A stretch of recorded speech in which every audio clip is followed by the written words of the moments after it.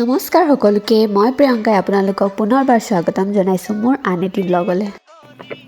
আজি ৰাতিপুৱাই টিংখাঙলৈ বুলি ওলালোঁ কাৰণ আমাৰ সৰুকৈ বজাৰ এখনি বনাই থকা হৈছে। তাৰে আজি ছট ঢালাই আছে, লগতে আমাৰ খুৰাৰ ল'ৰাৰ বিয়া ওলাইছে, তাৰ আজি আকৌ ডেকা জীয়ৰী ভোজো আছে। দোকানখিনিলৈ আহি পাই প্ৰথমে চাকি এগছ জ্বলাই ল'লোঁ।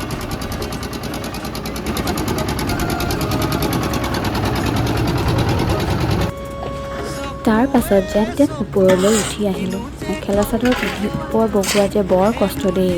আনফালে মিস্ত্ৰীসকলে পুৰা কামত লাগি আছে।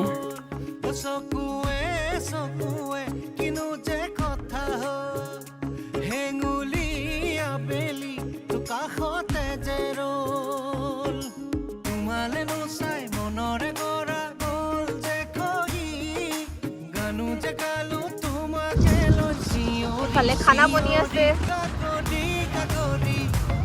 খানা কি আজি? খানাত কি আছে? ক'বই নোৱাৰিছে নি? ভাত পাতিছেহে। এফালে আমাৰ দৰা চিঠি লিখি শেষে হোৱা নাই নি?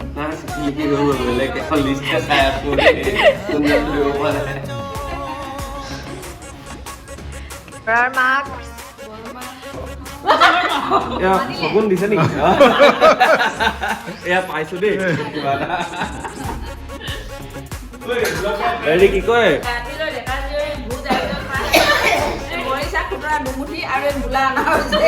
এইটো বগা গাজৰো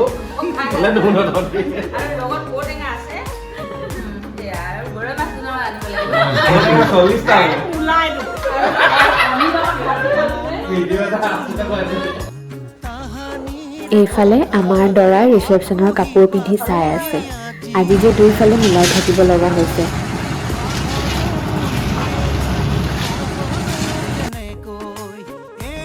মিস্ত্ৰীবোৰো খানা ৰেডি হৈ খাই বৈ ব্যস্ত আকৌ কামত লাগি গৈছে। ৰাতি প্ৰায় 10টা মানেই বাজিলে।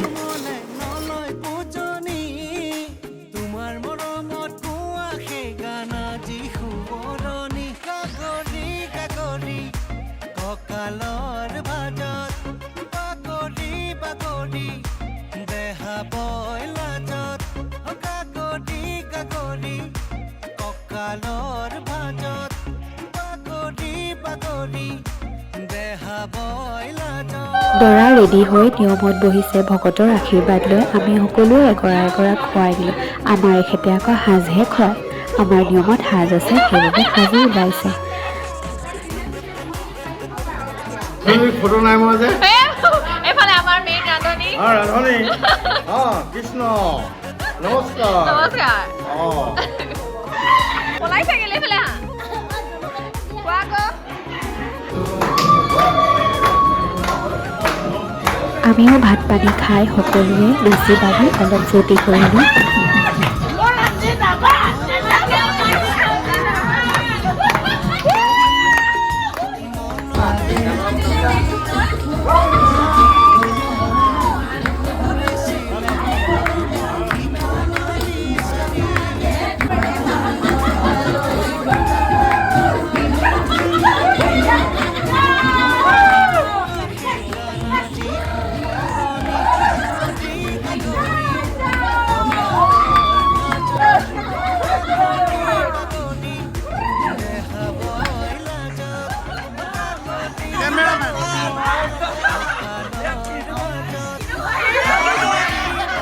ভিডিঅ'টো চাই যদি ভাল লাগিলে লাইক, শ্বেয়াৰ আৰু ছাবস্ক্ৰাইব কৰি দিব।